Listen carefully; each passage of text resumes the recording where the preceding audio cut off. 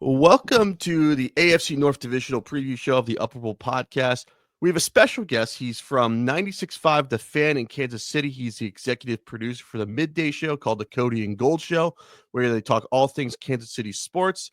He's also the podcast host of 249 Miles of College Football, which can be heard everywhere you get your podcast, talking all things college football from University of Missouri football, Kansas Jayhawk football, and Kansas State football.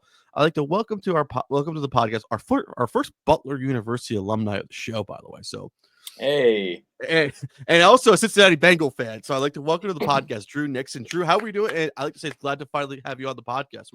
I am happy to be here. Thank you so much for having me. I know it's been a long time waiting, but I'm super pumped to be on the Upper Bowl Pod, man. I appreciate it.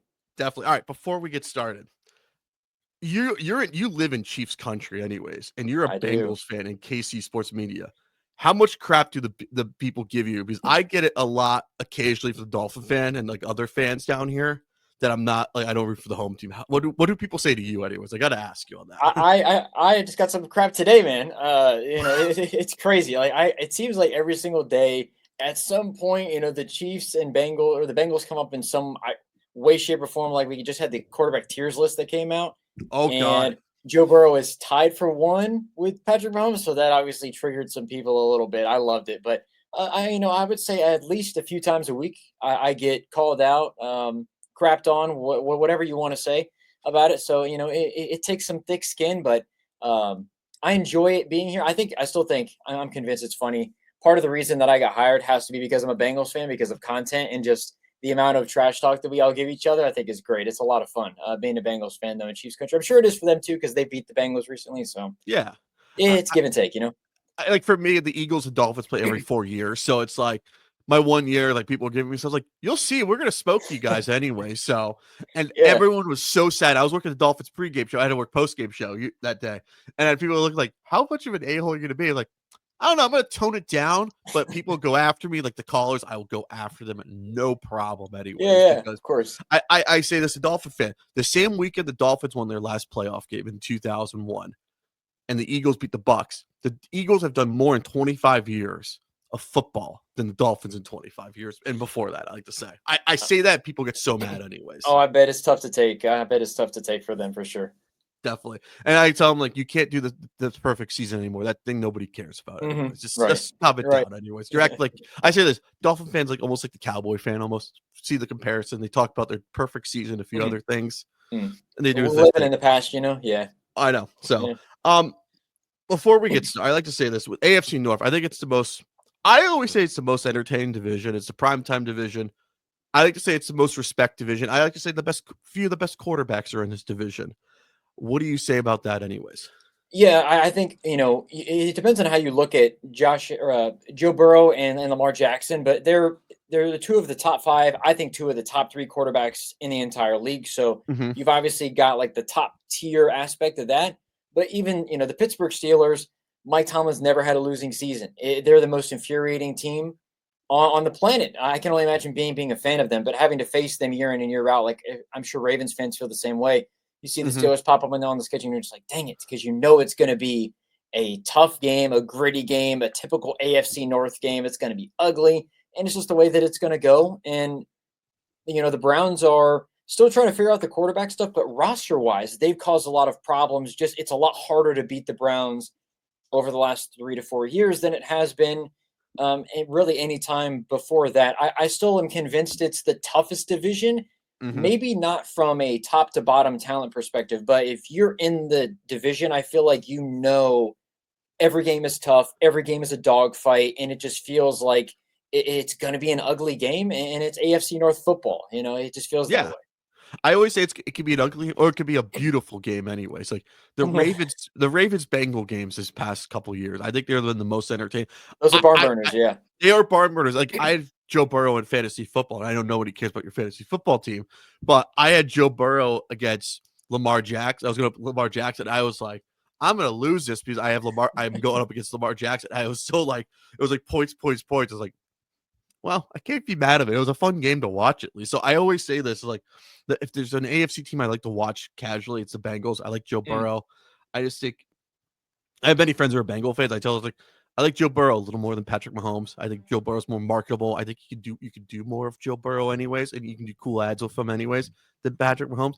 I make it stones throw at me, but I don't care anyways. No, I think he's an interesting dude, and I think even from like the Netflix doc that recently just came out, with quarterback, you're learning more. That's one of the things that I appreciate. Even when they had like Mahomes in Yeah, the first one, and Kirk Cousins, I think obviously was a fan favorite. Like it humanizes the players a little bit, and you can start to like them. Like Joe Burrow started to play the piano. Like I yeah, never knew that. Like I think that's something I've never tried to play the piano, but growing up in playing music and everything like that, you get an appreciation for all of a sudden people who play the piano maybe like Joe Burrow a little bit more, or yeah, all the whole fashion stuff. Like I like being able to learn about quarterbacks and stuff, and I feel like Joe, he's an honest guy, yeah, and every quarterback's got to be confident. The people in Kansas City like to say he's arrogant, and he's cocky, and he's annoying. Patrick Mahomes is cocky and arrogant as well, and Lamar Jackson, I'm sure there's a level of yeah, that as well. Like if you want to be an elite quarterback, I feel like you have to have a level of arrogance where I think it's more confidence than arrogance, but you teeter the line a little bit on confidence and arrogance to have that killer mentality, if you will. Like Tom Brady, people might not have liked him very much, but that man obviously knew how to win, and yeah. there'd be a time when it's like, all right, it's time to lock in now. Like Tom would be good at that. I think Joe Burrow's good. Mahomes is good at that. Joe Burrow is. I still consider him to be an underrated quarterback just based on everybody makes the argument of, well, he has Jamar Chase and T. Higgins. Like, I understand that, but they had the worst defense last year in all of football, essentially. His offensive Yeah. line has been garbage every year, it seems like. If you swapped positions, if Josh Allen was in a Bengals uniform, even though he has T. Higgins and Jamar Chase, are we sure? Would he be more successful or not as successful? If you took Joe Burrow and flipped him with the Bills with that defense that he's had before and the offensive line, and still having Stephon Diggs, mind you, at the same time, is Joe Burrow? Does he have a Super Bowl appearance? Does he Yeah. have a Super Bowl actually? Like those are interesting conversations. I find to be a whole lot of fun. But Lamar Jackson and Joe Burrow are clearly the cream of the crop of the AFC North. I say that, and also it's the most marquee games you must like put everything down aside, and you just have to watch it, no matter if it's on Thursday night, Sunday night, Monday night, or whatever time they're playing on your Sunday ticket. Like it's a must watch football, anyways. And I Mhm. think you have that, and like each division has that.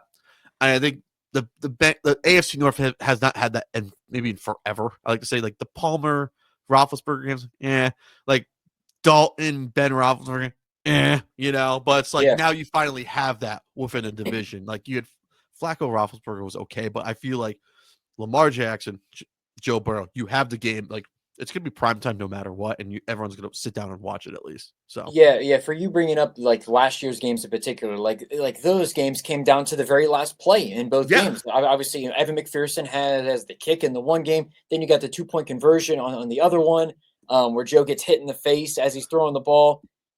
Uh, the games were very entertaining. For me, I was nervous, and oh, I know that feeling. it was entertaining. But I'm also like on pins and needles. Like, man, this is really difficult to watch because we're losing again. Like, this is tough. Like, I get why Lamar Jackson is still, I think, in the AFC North especially, he's the quarterback. Even I don't want to. This is no diss at Mahomes, but Yeah, the fact that they have to go up against Lamar Jackson twice and he pulls out some Houdini plays of how did he actually do that? Like, I don't know if anybody else can make that play, still have the poise and be able to do what he just did. You got to deal with that twice. I mean, it's Lamar Jackson, I think, has improved a lot, particularly last year in terms of hmm his, passing ability and everything. I mean, he should have won the MVP. He was better than Josh Allen last year, but Josh Allen got the sorry, we got tired of giving the award to Lamar Jackson, so here you go. I guess we'll give it to you instead, MVP award. But that you're going to get good quarterback play when it's Lamar Jackson and Joe Burrow. That's why it's Mahomes, Burrow, Jackson, Allen, and then everybody else. Like you can yeah, just order however you want the top four, and then it's everybody else. And the fact that AFC North has two of those quarterbacks, it makes that division, like you said, more box office. More people are paying attention to it. It generates more conversation around it as well. definitely for sure. And I think I will get to your Bengals. We have a lot of division previews too. I always say this: it's good for like the Cincinnati Bengals to get finally recognized as a good quarterback because everyone over didn't care about Andy Dalton. Carson Palmer, everyone was hot or cold on. It's Mhm. nice to show like you have is an actual Cincinnati Bengal quarterback up there since Boomer Esiason at least, or Ken Anderson at least. Yeah, he's the most talented quarterback in Bengals history, in my opinion. I mean, he still, if I had to categorize who was better or who was not, Joe, I think you can make the argument that he's already better than anybody else. But Yeah, Kenny Anderson, of course, is all time. He's a Hall of Famer, or should be a Hall of Famer. Boomer Esiason is right there, and then I would put Burrow at 3 right now. But Burrow's by perfect at 3. Yes, by the time he's done playing for the Bengals, it's going to be Joe Burrow at 1, just because we know like he should hold every single record by the time he's done if he plays his whole career with the Bengals, which cross our fingers, hopefully that happens.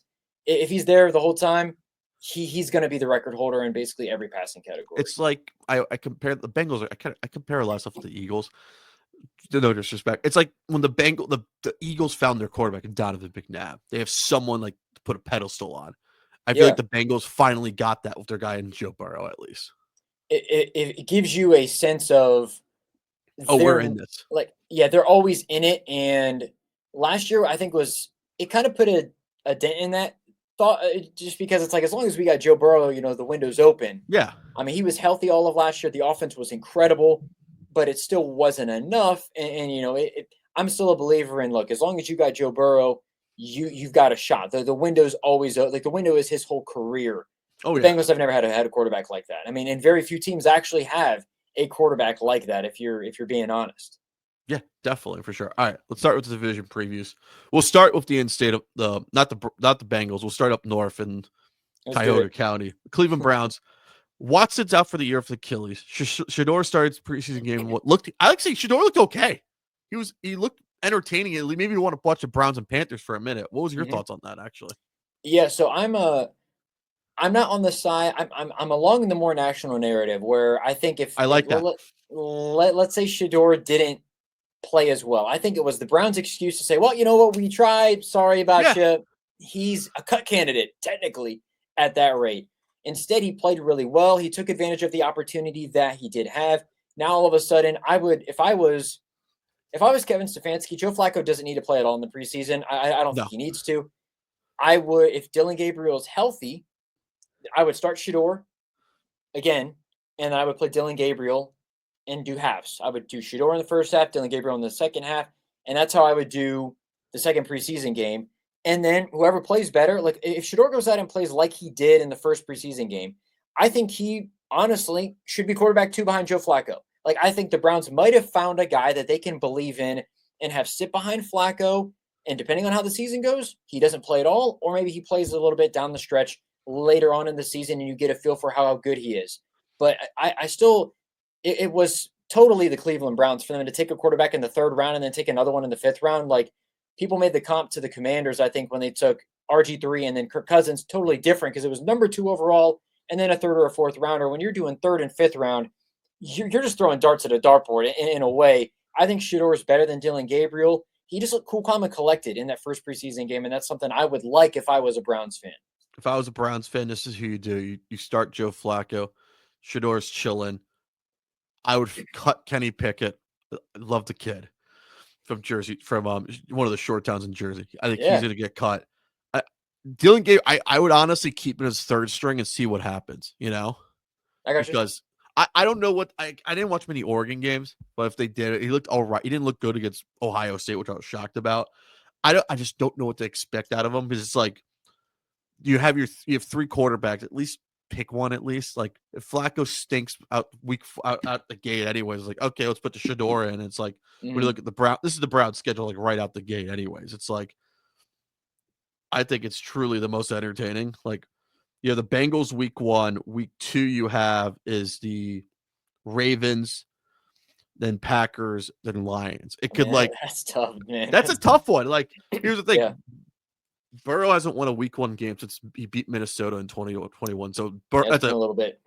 that's been a minute. It's like you gotta have. I don't say it's a must win game. It's a gotta have it game at least. Am I Yeah, right? it's close. Yeah, it's close too. But I mean, to open that one, yeah, I mean that's just brutal in the Browns. We're like, if you told me the Browns were 2-2 after that, good on Cleveland for that. I Yeah, mean, that's as good of a start as I think you can ask for with that sort of a rollout for the first 4 games.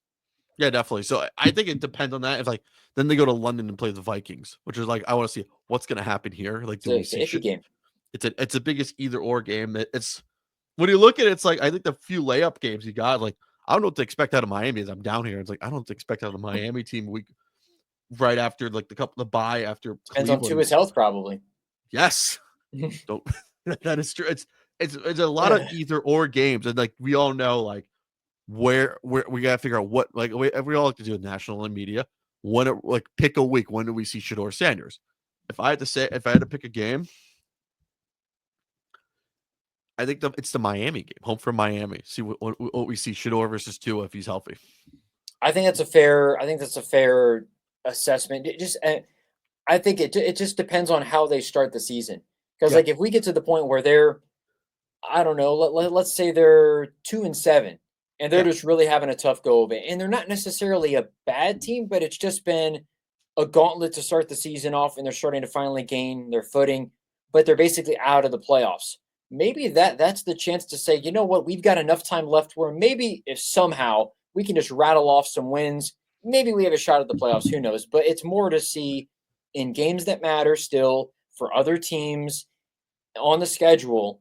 It matters for us, but not in a make the playoff sense. It's a matter of let's see how Shador looks in this game environment on a Thursday night, on a Monday night, in a big time matchup against such and such against the Ravens. Let's see how he does going up toe to toe against Lamar Jackson, and let's get his feet wet and see how he does. And then maybe you have the answer for next season. And even though you might not have that great of a finish, you can trust that you maybe have something in Shador, and you don't have to use that pick on.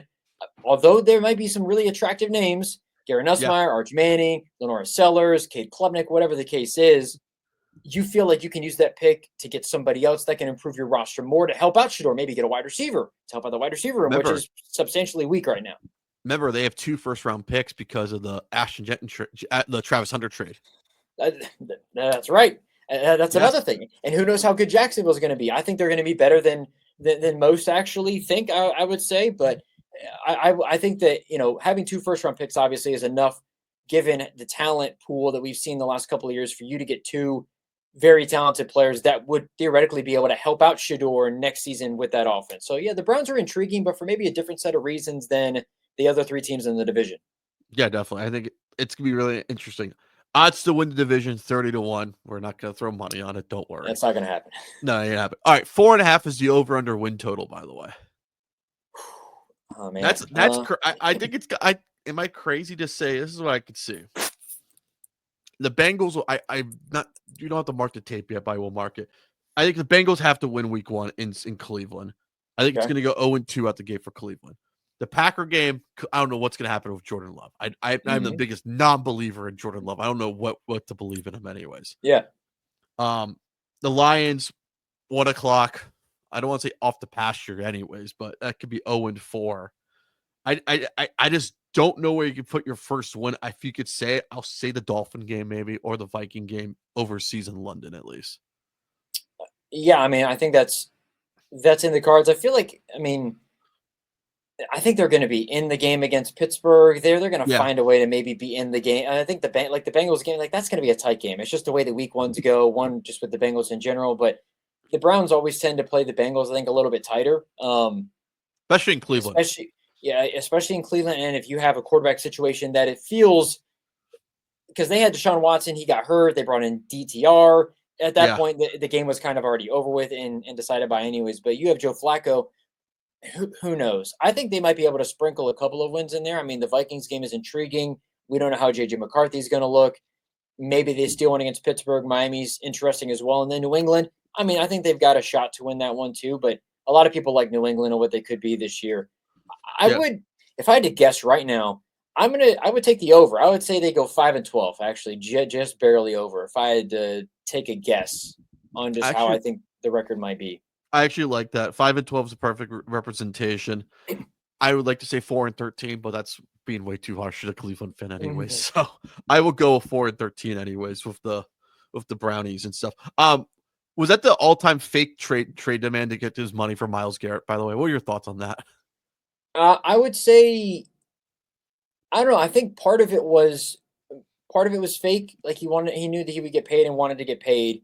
Yeah, I think some of it also, in a way, was kind of like it wasn't Micah Parsons-esque in the way that he's as serious as Micah Parsons is about it, it feels like. But I do think there's some of Myles Garrett wanting to win and him deserving to be in a better situation.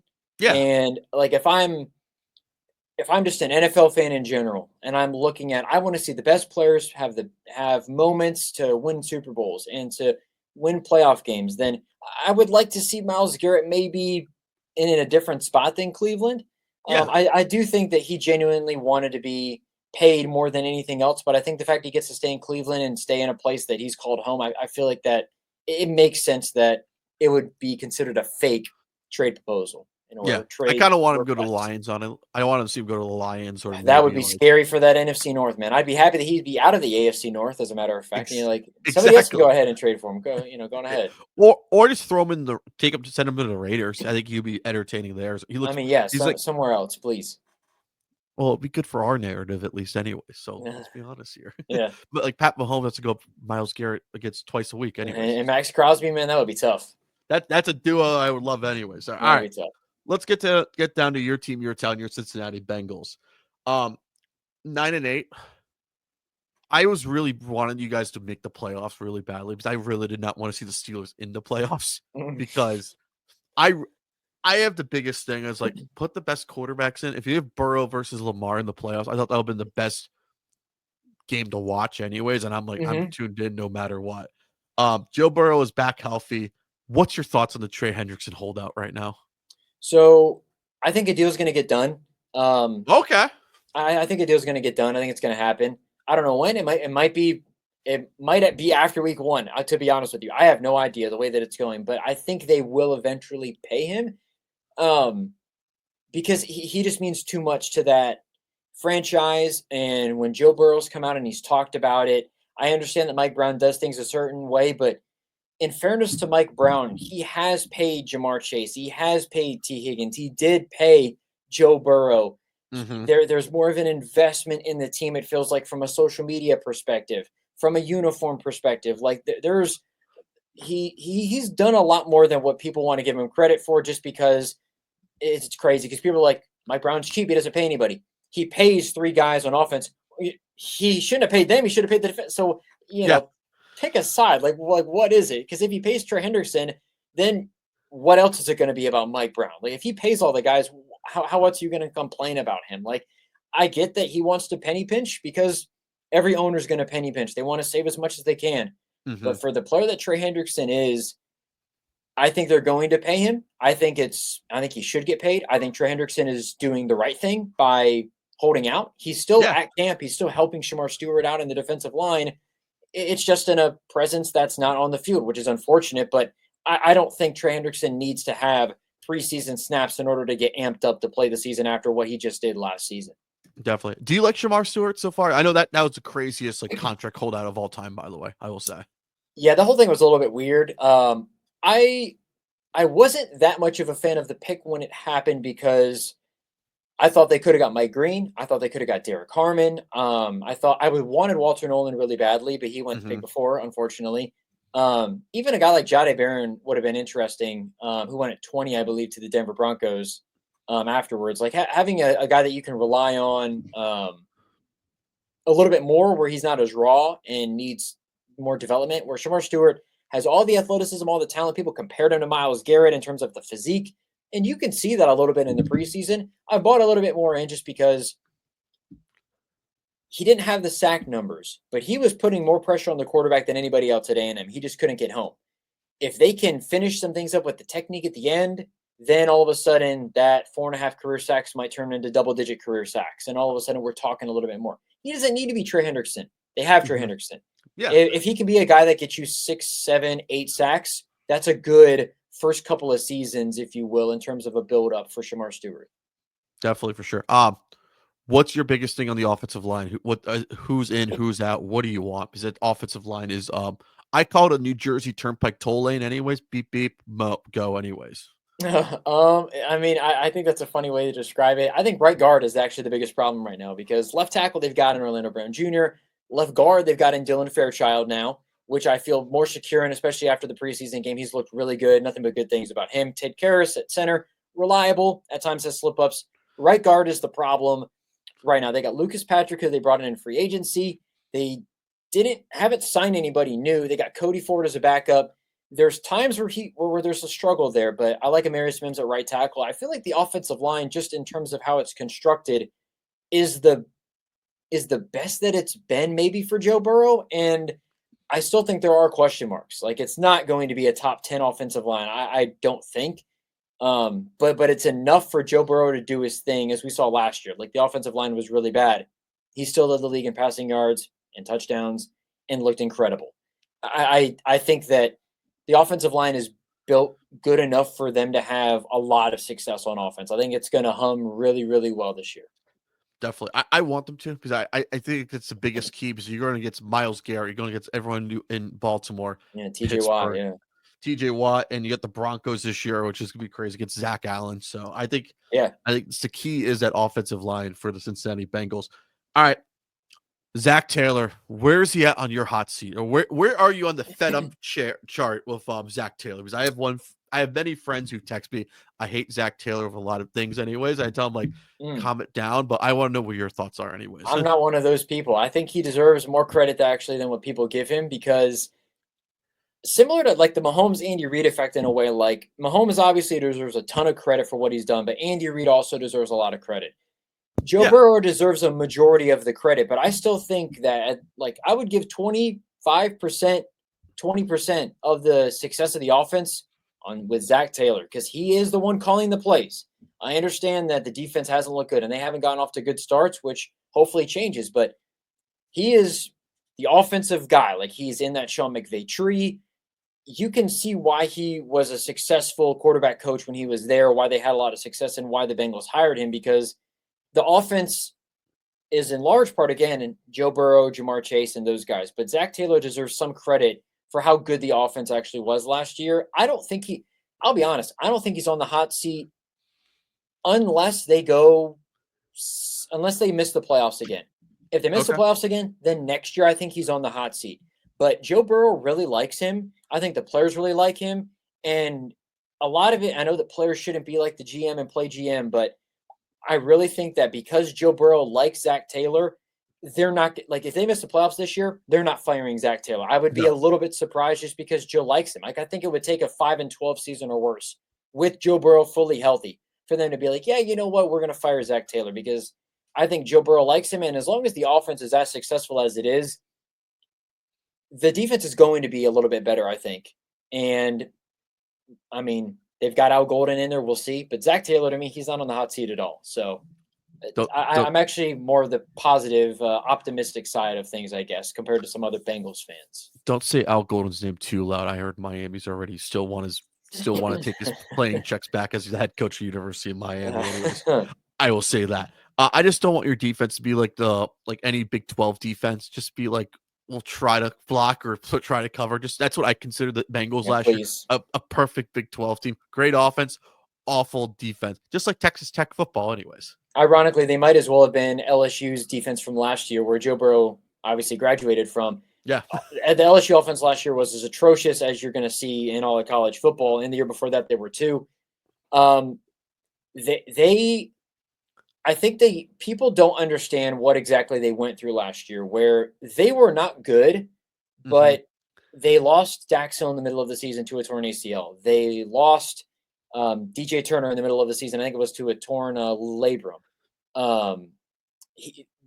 2 DBs, and their secondary really struggled. Geno Stone looked old. He's back again. We'll see what happens. Von Bell also was really bad. He's not there this year. You have Jordan Battle stepping in. So defensively, you've also heard, I think, from certain people that Al Golden's making the defense a little bit easier for the players, like, to just understand there's not as many changes, there's not as many calls, adjustments, whatever the case is. It makes it more simplistic. I think that can only help. Yeah. And I think that you can only go up from where they were last year. Like, I guess they could be the same theoretically, but that was atrociously bad. Being fully healthy and then getting Shamar Stewart and, getting Demetrius Knight, getting Barrett Carter in, you're adding more players to the puzzle. It's just, can they contribute in a way that makes them, they don't even have to be top 15, Yeah. Trevor. They just got to be top 20. If they have a top 20 defense with what we saw last year, they would have made the playoffs. And who knows how good they would have actually been and how much of a run they need to make. I think the same goes for this year. They just got to be top 20, top 25 even. Definitely, for sure. All right. Odds to win in division, 260. Over, under, 9.5. As we do their little schedule. I like to say Bengals, Browns, week 1. Nice classic rivalry. Jaguars, Bengals, battle of Clemson versus LSU alumni. Bengals, Vikings, probably my favorite time whenever they put those two teams play. It's going to be a passing galore. Doesn't matter if it's Kirk Cousins, Dante Culpepper, Carson Palmer, Joe Burrow, anybody. Yeah, I think that game's always fun. Broncos, Monday Night Football. That's going to be really entertaining. Bengals, Lions, 425. I think it's the first 425 game you guys have had in years there. I think it's the Chiefs game and the Niner game. So I like your schedule. I could see you guys going. Not trying to be a homer for you. I like my Bengal fans. I really do. I could honestly see. I could see 3-1 or 4-1 out the gate. Am I asking too much to you? No, but I don't like the Jaguars at all. I really don't. I don't trust that team at all. I think the Jaguars will be better than people think this year. I think that one will be. I think it'll be too early for. The Bengals should win both of those games to open the season. Agree. They're not going to have Jordan Addison. The Vikings won't, so that helps. Plus, JJ McCarthy will still be getting into the flow of things. So, I mean, looking at the first 3, they should win all 3 of them. I mean, if you said they were 3-1, I would take it. Even if you said they were 2-2 after their first 4 games, I would take it in a heartbeat, just based on how they've started previously. 2-2, I think, can keep them. It's not like you feel like the division's over in a way, because last year, the last couple of years, it's like, man, they're 1-3. Like, that's going to be tough to make up in the division. They've only played 1 division game. Like, all the things that fall into that. They've got one stretch of the schedule that is not easy, but it's the Pittsburgh, Jets, Bears, Pittsburgh, New England stretch. It starts with the Lions. It's Lions, Packers, Steelers, Jets, Bears, Pittsburgh. Yeah, I think I like Jordan Love. I think Detroit's an interesting team because they lose both coordinators. We'll see how good Jared Goff actually not is, but we'll see how good the team actually is without Aaron Glenn, without Ben Johnson. You know, we'll get a feel. I think the Lions are still going to be really good. I think that's just the way that it's going to go. But you know, Pittsburgh, if they can beat Pittsburgh both times and they beat the Jets and they beat New England, all of a sudden that's where I think they're going to get hot. Where now all of a sudden you see Baltimore, Buffalo, Baltimore in 3 straight weeks.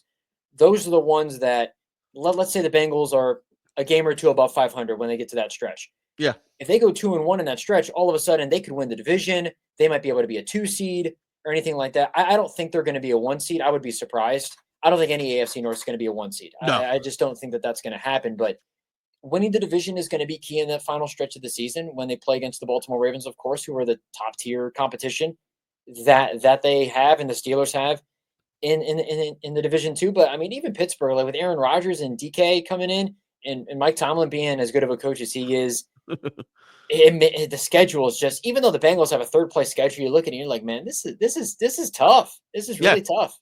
You got the AFC East, you got the NFC North. I think that one game that's going to probably unfortunately get flexed out of Sunday Night Football is that Bengals-Dolphin game. I think that's going to be a fun game to watch anyway. So that's my personal opinion. The fact that it's in Miami too and it's December, I feel like a lot of people, a lot of Bengals players will love that. Not a bad idea to come down for a game, Drew. I'm going to tell you that. Hey, there we go. I'm just going to say that. All right. I'm going to go with, I wish I could say 11-5 because I usually say like 11-5 no matter what. I think 11 and, can I say 11-6? Is that too high? No. Okay. I think that's actually what they do. I think they go 11-6, and they'll be. I think they'll be a wild card team. Oh. If I had to guess, I think they'll be 5. They'll be 5th in the wild card. Okay. They'll play the 4. So then they're playing like the Texans or somebody like that. Yeah. We'll talk about I have the AFC stuff anyways, something coming up, so we'll have fun with that one. All right, Steelers 10-7. They lost to the Ravens playoffs in wild card weekend.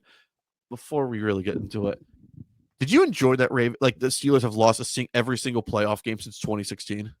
They haven't won a game. I think it's crazy because Mike Tomlin is such a good coach that he does more with what he has than I think anybody else probably could. But we know who they are, Yeah. and as soon as it comes to the playoffs, we know what's going to happen. Like we don't like what you said earlier. You didn't want Pittsburgh in the playoffs because you knew that they were going to get beat by the Bills. Everybody knew it was going to happen. It was just a matter of how it was going to happen. And that's kind of who the Steelers have been. I think it is enjoyable to watch them lose. Of course, I mean it's enjoyable to watch any AFC North team lose when it comes down to the playoffs. But I enjoy it more if the Steeler fan because I dealt like we both deal with Steeler fans. I deal with when I was in college. I yeah, was when they were losing after the Patriots. I was like, this is beautiful. I'm like it's Tommy Lasorda blowing kisses to every Steeler fan. Like you guys deserve this. it is really enjoyable. I will say this though, that I don't think there's any team that I respect more than the Pittsburgh Steelers. Like just because of what they've done, and I mean it's probably a Mike Tomlin thing more than anything else. Is I hate them, but I hate them because they're always good enough, and they've got a lot of history. They've got Big Ben was a hassle to play against because you couldn't tackle him to Yeah, to save your life. But I feel like they're a team that if you don't respect them, Mike Tomlin's always going to have them ready to go, and you're going to lose the game. yeah. I could. I Um, say this is like Eagles I Steelers don't know play if that's every. I don't know if that's out of pocket, but I feel like it because like you said, the Steelers they've never been good enough to win a Super Bowl in the last decade. It feels like, Yeah, but they're in the playoffs. It seems like every year, which is it's really hard to conceptualize. But I think that's why I have a lot of respect for them. it's like if I had to compare this to basketball, it's like the Chicago Bulls. Like you'll see them there, but they'll lose in the first round anyways. But like the The Atlanta Steelers, Hawks. Oh yeah, yeah. I said Chicago Bulls, Atlanta Hawks. How about this? Same difference right now. Or the Miami Heat. Like we know they're going to make the playoffs. We don't know what's going to happen to them. They could get smoked or they could do Yeah, whatever. Anyways, that's yeah. what I compare. Like the Steelers and the Heat, same Z's almost. Yeah, I think that's a fair point. It is interesting that we've seen the Heat because the Heat have made it to the finals even with just Jimmy Butler. The Steelers, Yeah, it's just 7 seed, 6 seed.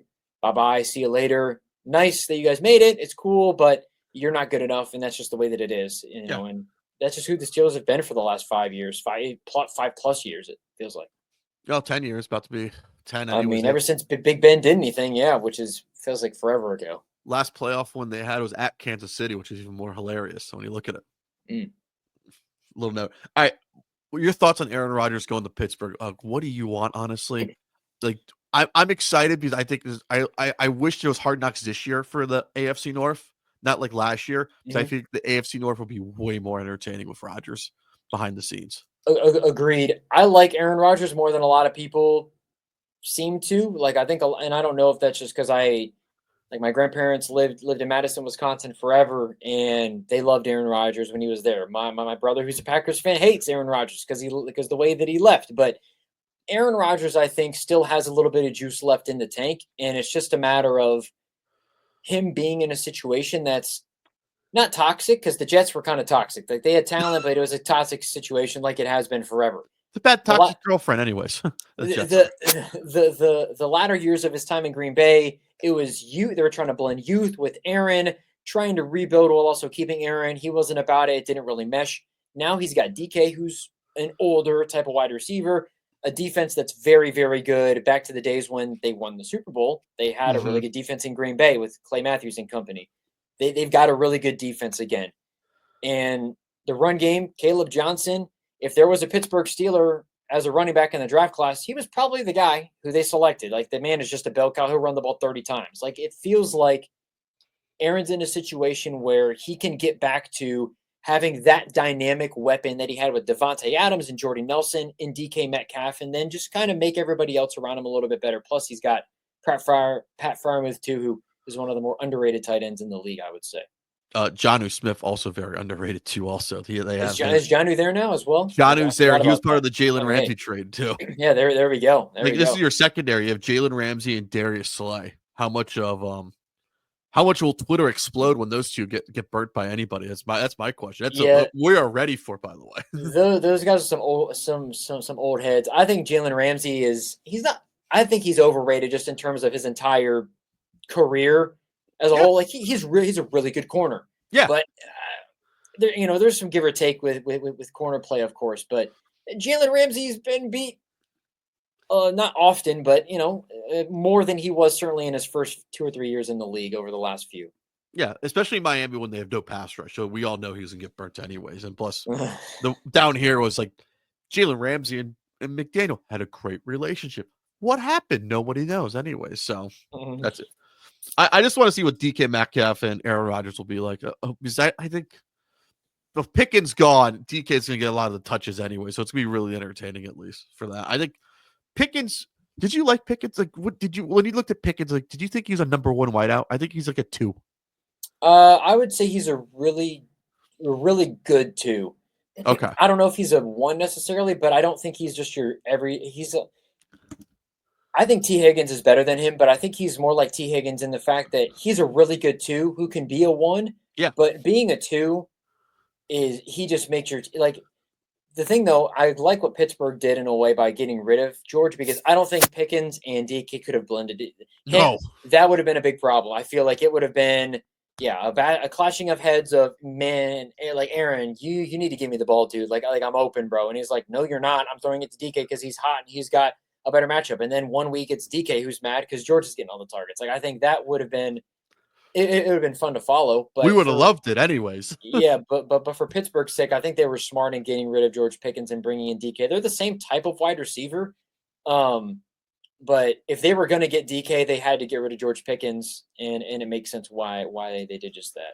Do you think Cam Hayward's going to end his holdout soon? You think? I think so. I like Cam Hayward. Well, I don't like Cam Hayward because he's so good and always gives the Bengals problems. I guess is the way that I could describe it. It's the same thing with TJ Watt, as well. Being a Wisconsin Badgers fan, I like TJ Watt. Okay. I like the Watt family, but I don't like the fact that he plays on the Pittsburgh Steelers. So, and then defensively, I mean, they brought in Derek Harmon, and it's like, guys, can you have one draft where you just really stink, like just one time? Can you have one draft class that's really bad? But the Steelers are not that type of team, not that type of organization, and they're always going to have a good defense, and that defensive line is nothing to mess with. Death, taxes, doesn't matter who the head coach is. If it's Bill Cowher or Mike Tomlin, they're going to have a good defense anyways. Yeah, Chuck Noll, they've only had 3 in their history, which also is insane. Is it bad? I'm rooting for them to be under 500 this year? I kind of want to see it happen. I think Steelers fans might actually not mind them going under 500 because they might be able to get somebody else or trade up for somebody. I mean, there might be a better chance for them to get the future at quarterback, actually. If Tomlin gets fired, where do you think he'll land? Cowboys would be my guess. If I had to guess right now. If I had to say anything, the team that called him he's too hip-hop. This was back in 2007, the Miami Dolphins. The Dolphins should hire him if he's available. If Mike Tomlin is on the market, he will be the first head coach. He should be the first head coach hired, and it should happen as soon as possible. It'd be like Andy Reid is like the Chiefs called him like 20 minutes later. It was like, say no more. So yeah. All right. 8.5 is the over/under on wins, plus 550 to win division. Facetiously, I'm saying 9-8, but I really want to see 5-12. I really do. But I see 9-8 on this team. Yeah, I get the feeling it's they're. We've seen this is all we've seen, so why should we think anything different? Yeah. I'll say they go 9-8 as well. I think they'll be 9-8, but I think they'll look better than a 9-8 team if that makes last couple of years they've looked like a 7-10 team, but they've gone 9-8. Yeah. I think they look better than a 9-8 team, but they still go 9-8 just because of the division that they play in, and of course the schedule going up against the NFC North and company. All right, notable games. How amped up do you think Aaron Rodgers will be if he beats the Jets week 1?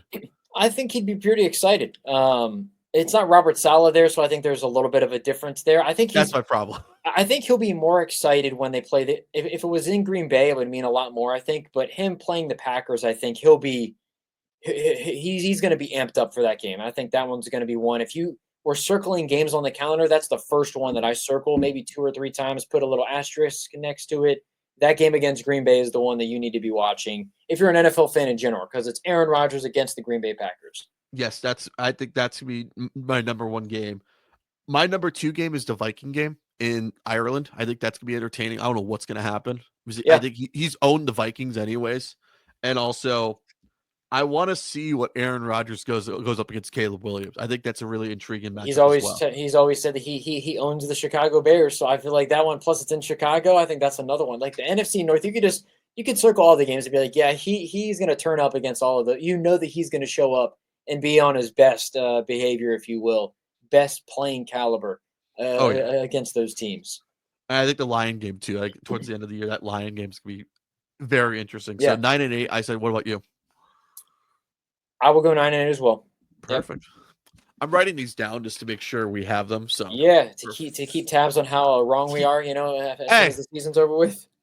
I'm not Colin Coward, or I'm not Barstool Big Cat. I will make sure to write it down though. Anyways, love it. All right, Baltimore Ravens. They lost to the Bills on divisional weekend. That was actually the most funnest game of the weekend. I like to say, next to the Snow Bowl game of the Eagles and the Rams. Anyways, that was a great late nightcap game. I'll say. Yeah, no, I think that anytime that you can get, I guess, and it's not necessarily like background noise, but anytime you can get a good primetime game, a good game to cap off the weekend, or get the weekend go, or get the games going, whatever the case is, it's one that you can, everybody. It's football season. I think we all have the itch. Like all of us are. Like the other day, I was saying on the show that I produced for, like, I just want to get to September. Can we please get there? Like the preseason, it stinks. We're over it. I'm ready for college football, and I'm ready for the regular season of the NFL. Can we get this thing going? Definitely. All right. They got Jari Alexander from Pittsburgh in free agency. That's all I got, really. I think it's 12-5 last year. Over-unders 11.5. Odds to win the division is 1160. I think 12-5 is your division winner in the AFC North. Am I crazy to say that? No. I think that you can make a case that, and you can make a case that all four teams make the playoffs. I think, and I don't think it's going to happen, but I think you can make a case that if JJ McCarthy is the goods, Kevin O'Connell is the type of coach that, and if Ben Johnson's the type of coach, with Chicago, that you could make a case that all four actually somehow find a way to make the playoffs. But I think 12-5 is probably about right. I think the division's going to beat each other up a little bit more. Yeah.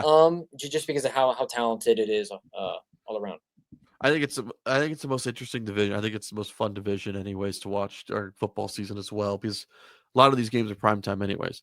All right, we do this with all of our first-time guests, Drew. It's a quick Q&A, so I got to ask. Favorite Bengals game you've been to, by the way?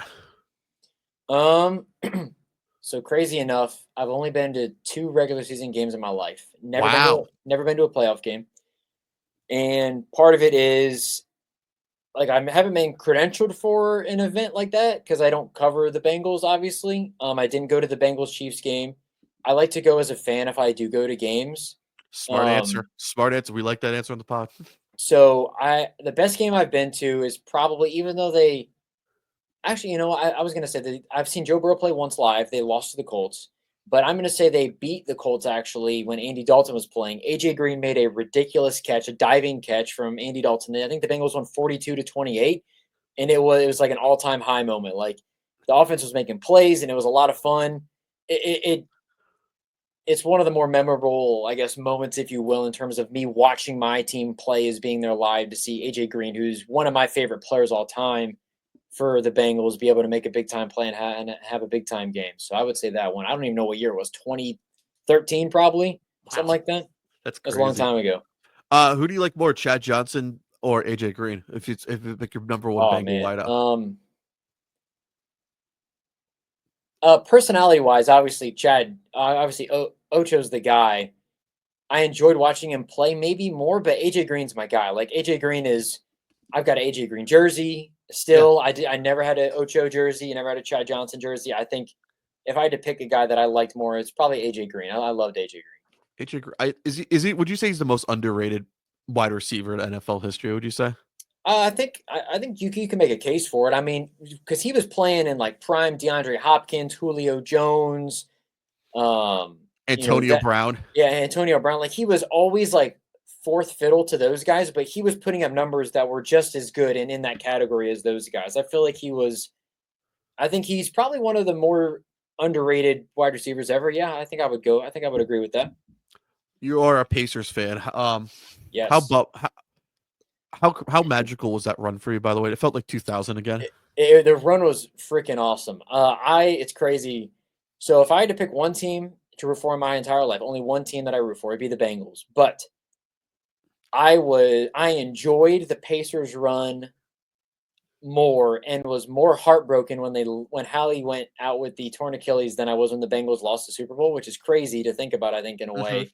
But for him to hit the game winners the way that he did, and like for the Pacers also to be in the finals, like it's something that basketball just means more. I'm sure you heard that phrase, and everybody who's listening or watching the pod did as you're watching the finals. Like being born in Indiana, I'm a basketball guy, so knowing what it would have meant if they'd have won the finals, because they've never won a championship, they never won an NBA championship before. Like it would have meant so much. Where that run was really magical, and that's the best thing that I've witnessed. I think as a sports fan in general.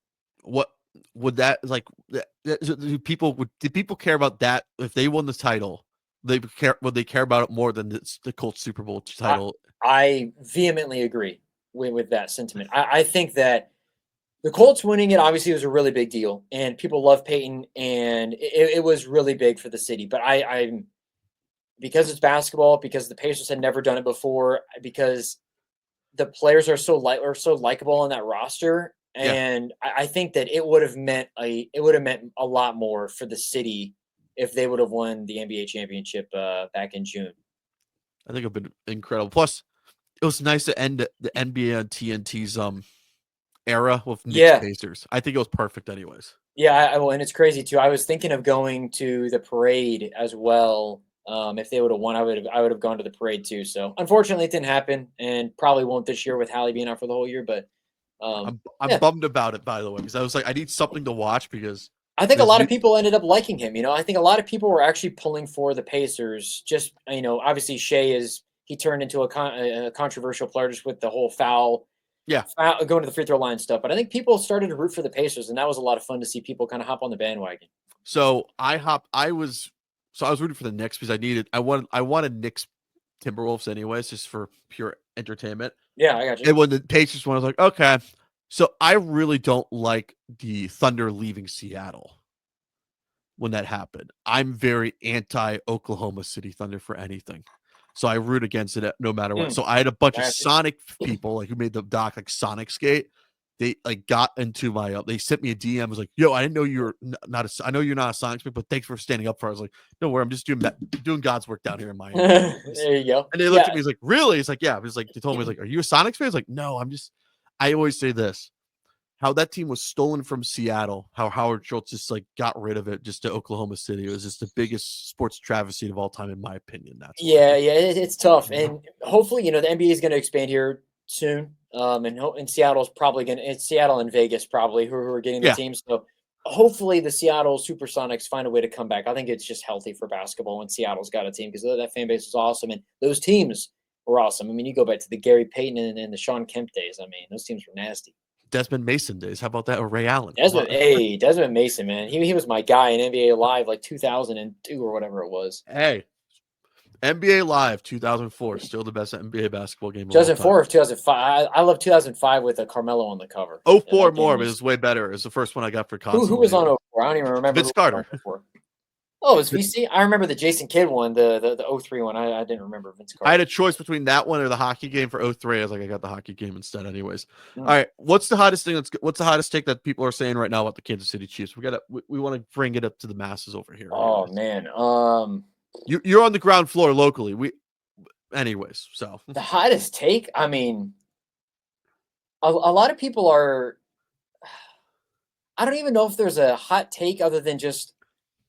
It's weird because the crazy. I'm gonna be honest. I don't think there's a hot take actually okay, in this city, which is weird to say, but because I made the argument on the show actually that I work for that Patrick Mahomes is the best quarterback to walk the face of the planet ever. He's better than Tom Brady, and the guys who are working are like, nah, he lost to Brady head to head, and he needs more rings, which I think it's all opinion based, like the GOAT conversation, like yeah, you can look at rings differently. You can look at style of play differently. Like to me, if I watch you play, to me, and I see that you're better, like I think Aaron Rodgers is a better quarterback than Tom Brady ever was. Like Tom Brady's a winner, And I still think to this day, if I need a touchdown, 2 minutes left, I'm Yeah. going to give the ball to Tom Brady. I think still because I think it's going to happen. But in terms of playing the quarterback position, making any throw possible on the face of the earth, the mobility aspect as well, Patrick Mahomes is just better than Tom Brady was as a quarterback. And that's not to say that Tom Brady was bad, but I think Aaron Rodgers and Patrick Mahomes are two of the best quarterbacks that we've ever seen before, Hmm. regardless of the rings or anything like that. And I think that has to take some account into everything, not just, well, he doesn't have as many Super Bowls and he lost to Tom Brady in the Super Bowl because he wasn't facing Tom Brady. He was facing the Buccaneers defense that was just nasty. And Yeah, the offensive line was struggling for the Chiefs. So, I mean, that made a difference. definitely. What's been people saying about Travis Kelsey and Taylor Swift? I gotta ask this since Uh, we are. Today we talked about it on the show is that tomorrow, as we're recording this on Tuesday, New Heights on the new episode, they're going to have Taylor Swift on, and it's a big deal. We talked about it. I don't know how long, probably about a half hour today on the show total time. Um, People love Travis Kelsey. Obviously, he's a legend. He's a first ballot Hall of Famer. I would say the greatest tight end ever. So people love him for that. Also, it's introducing Taylor Swift to the Chiefs, so the Chiefs love it. People are excited because it's Travis Kelsey, and people love to celebrate Travis Kelsey here in the city. And the fact that he's also dating one of the most popular people on the planet, it makes him an even more interesting follow, I think, for a lot of people. And they're really excited about the whole thing and the dynamic between them and the fact she comes to games and all that other stuff. There are some people who hate it, though, who are I just want to, I tired, want to, I who are want to hear just what the tired people of are it. hating for. I want to hear this side because I feel like we get shunned from the other side. It's like political almost. It's like I want to hear both sides, anyways. What do people say? What they hate it? I think they're just tired of it being a conversation. Like it's not people the whole like talk about sports thing, yada yada yada. Well, Yeah, it's like, look, I mean, it technically is sports related because Taylor is bringing fans that probably never watched football or didn't care too much for football into the sport. So the league loves it. The NFL loves it. The Chiefs love it, of course, because she's coming to games. I think it's just the more of the curmudgeon take of talk about sports. Why are you guys so obsessed with this? And it's because she's dating one of the best Chiefs players in their history, hmm, and that's why it's a topic and a conversation. But I think some people don't understand it, and I get it because I think at times it can be a little exhausting. But um, totally get you. I really don't mind it. Like them showing her on the screen on TV, it really doesn't matter, and it Yeah, shouldn't matter.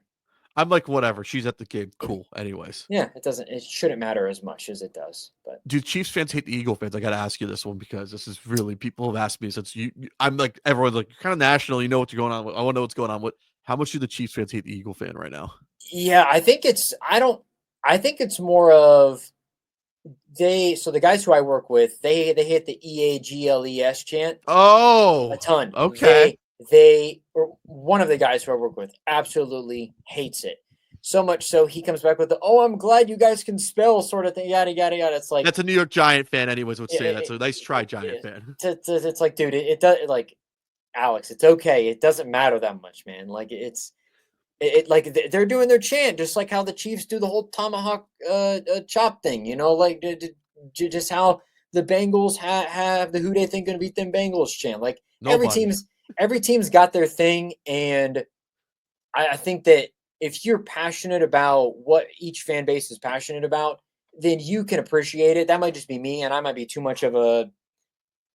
It's not even like an NFL fan, but No, you're good. That's like perfect, anyways. I have respect for like every fan base because they do what they're gonna do and they have their thing, and you guys can have your thing. I think it's great. I think it's fun. It's cool for the sport. It's cool to appreciate those things. That's why I like college football so much because it feels like it just means more in college football. Not that it doesn't in the NFL, but Yeah. college brings out the fan bases, the bands, the student section, the themes. Like I brought up the other day, it's a funny little thing on the show.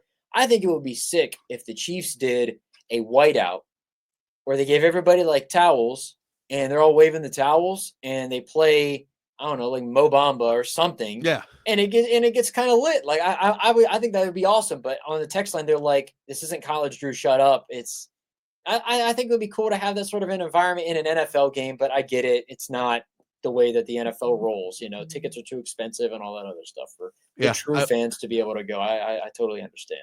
Jeanette Javier said it last week. It's hard to price out the common fan right now. I'm not trying to spend $1,000 for a club level seat right now for a Bucks Eagle game. Yeah, man, it's tough. It's tough out here. It really is. All right, Drew, before I leave you, I need you to tell Chiefs fans, if you're going to be whiny, don't be whiny. Just lean into it like the Patriot fans did for 20 years. Just be a complete a-hole, because we don't want the whiny Chiefs fans. This is my message as a kid who had to deal with all the Patriot fans for 20 years. Tell Chiefs to lean in and just be a complete jerk. Please do. Okay. I really do tell this to you guys. I got you. We really don't like the whiny Chiefs fans after they lose. This just lean into it and just be an a-hole. I think there'll be some more whining though, because like my hot take for the Chiefs this year is, for the first time in Patrick Mahomes' career, he will not make it to an AFC title game. They'll be eliminated in the division round or earlier.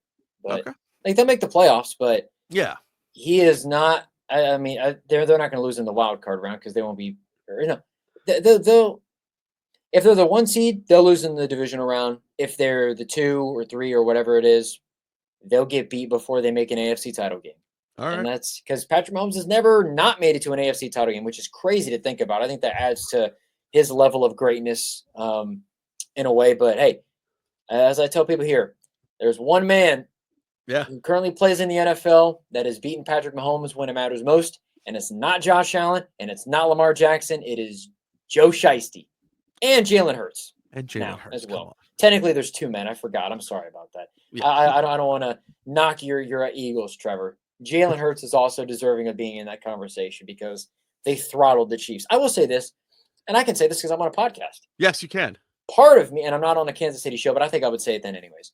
Part of me really enjoyed. There was part of me. I don't know how much of an ounce of my being it was, or how much of my soul enjoyed it, but there was certainly a part of my soul that didn't mind them getting beat the way that they did in that Super Bowl. I'll be totally honest. With you. I actually kind of, I was just like, man, this is really tough for Chiefs fans. I can't say that I'm jealous. I can't say that I'm not annoyed or not happy about it. I go by this. I've seen almost all the Eagles Super Bowl appearances except for 1981. Doesn't matter if it's 2004. Doesn't matter if it's 2017, 2022, or anything. That one I consider like was the biggest thing. Of like, that was our first, like, Eagles' first Super Bowl appearance was in New Orleans in 81 versus the Raiders. I call it this. It was kind of time for retribution because it's time to, like, let's get a win down there at least. And also, I wanted them to beat the crap out of the Patriots in 04 at Super Bowl 39, just to, like, because I have a brother who's a Patriot fan. I wanted to have like a little, because the Eagles were on their little, almost of a worse version of Buffalo Bills. I wanted McNabb to get at least his first one, so I could just tell everyone to just shove it anyways. Everybody was rooting for the Eagles, I think, for sure. I know, and everyone, I was miserable, and all the Giant fans were miserable to me. So it's like, it's also like that one was like, I just wanted to just go belt the ass. I didn't care who it was. And our friend Duncan, my co-host Duncan Dad, said this. He was at the game when he heard people like banging on the side, bump, bump, bump, bump, bump, bump. It was like the 700 level almost. So they were like, that's crazy. They were trolling all the Chiefs fans that day. So I enjoyed it more than anybody because it was just perfect. And I also want to see Mahomes be sad for once anyways. I think there were a lot of people who were really excited to see the Chiefs lose. Not just Bengals fans. I'm sure that a lot of people are tired of the Kansas City Chiefs. And I've learned to respect the Chiefs a lot more though. And working here, like, they do a remarkably good job at what they do. And there's a reason that they're the dynasty right now, just like the Patriots were. Like, there's a big reason. And they're not going anywhere. Like, even though people, like, their over-under is 11.5, you should hammer that over. You should hammer that over of 11.5 right now. Like, the Chiefs are not going away as long as Patrick Mahomes and Andy Reid are together. We'll see. It's just like Tom Brady and Belichick. We'll see how good Mahomes is. Once Andy's gone, I think he'll be fine. But as long as Andy Reid is the head coach and Patrick Mahomes is the quarterback, the Chiefs ain't going anywhere. Definitely, for sure. I think it's gonna be a fun football season. I'm so amped up for it. I'm so ready. That week 2 game I want to go to, but I'm not spending $1,000 to go see Super Bowl rematch anyway. So talk about your college football podcast. Who do you like this year? And I gotta ask, what's your thoughts on Carson Beck, by the way? All right, so Carson Beck, I'll start with him. I think he's a fine quarterback. I think he's solid, but I think there's a bevy of guys that I would take over him. I mean, he's fringe. I would say he's top 10-ish. Like, I think he's in that conversation. That's perfect. But Yeah. by no means is he top 5. Like, I think that in no particular order, Cade Klubnik, Drew Aller, I think, is a little bit better than Carson Beck, but I think they're in a similar type of category. But Garrett Nussmeier, DJ Lagway, Lenora Sellers, Arch Manning, even to an extent. John Mateer, who's in some hot water, is an interesting name to pay attention to, I think, in college football. But who I like, man, that's tough. So I haven't made my official prediction yet, but I'll give you this. Again, it's the 249 Miles of College Football podcast. Comes out once a week. I got it's on video now, so let's go. We're doing the video aspect of it. You can also listen wherever you get your podcasts. Mainly covers Kansas State, and Missouri, but I talk about national news and college football too. As it comes out, I'll tell you this. I think the teams that I would consider able to win a national title are Penn State, Clemson, Ohio State, LSU, and Alabama. I think those are the 5 that I would consider able to win a national title. You can maybe add Oregon in more. Add Oregon. Yeah. You can maybe add some sort of a surprise team, if you will. Like if Michigan somehow, if Bryce Underwood is the goods, then who knows? Or Florida or South Carolina get hot. But I would give you about 5 or 6 names, and then those are the 5 or 6. I think Penn State. This is not your typical Penn State team. And I think Clemson is going to be really, really, really, really good. So I'm expecting Clemson, maybe Clemson. I'm just saying so Clemson fans should just book their Charlotte hotels for an ACC title game already. Yes. Okay. I think they should. I think Clemson will win the ACC. I'll tell you that much. I guess, I think Penn State will be in the running to win the Big Ten. If I had to say I guess, again, this isn't final. I would say probably subject to change, by the way. Just so this is 249 miles from college football, please. Subject to change. Yeah. In 2 weeks, I'm doing my national preview, but subject to change, Penn State and Clemson will be in the national title game. Okay. All right. Which I think would irritate a lot of people because there's a lot of people who don't like Penn State just for, the whole situation that happened. It seems like forever ago. That was my freshman year in college, actually, when that happened. My buddy was actually, I had a buddy who went to Penn State, and that during it happened, like, what's going on? It's like, man, it's a madhouse right now. Yeah. So there's people who still don't like Penn State for that. And then there's people who don't like Dabo. I love Dabo Swinney. I think Dabo's awesome, but a lot of people don't like Dabo, but I think Dabo's great. So, do you like Mario Cristobal at all, or no? What's your biggest thing on him? I don't necessarily like or hate him. I just think that I don't know if he's a good enough coach to win a national title. Okay. Like, especially, I always say, like, I want to see what he does outside of Oregon. I've been the biggest thing, like, just wait and see. He needs to get a few classes in. Plus, my other big thing, of course, Nick, elbow, you don't want to see Jake Delhomme over there, So. Yeah, I know, yeah. You absolutely don't want to see that. I think Miami is going to be good. But them not making the playoff last year after being in prime position 2 weeks before the season ended, really, really tough to take, I bet, as a Miami Hurricanes fan. As someone who produces those games, not fun at all. So that's why. All right, Drew, we're going to have you on this year again because I would like to talk some college football with you as well. Let's do it, man. I'm excited. And as well as some NFL. Drew, you're a recurring guest of the podcast. You knocked it out of the park. Thank you, as always, for coming. Thank you for coming on the pod. Thank you, man. I appreciate it. Thank you for having me. I had a blast.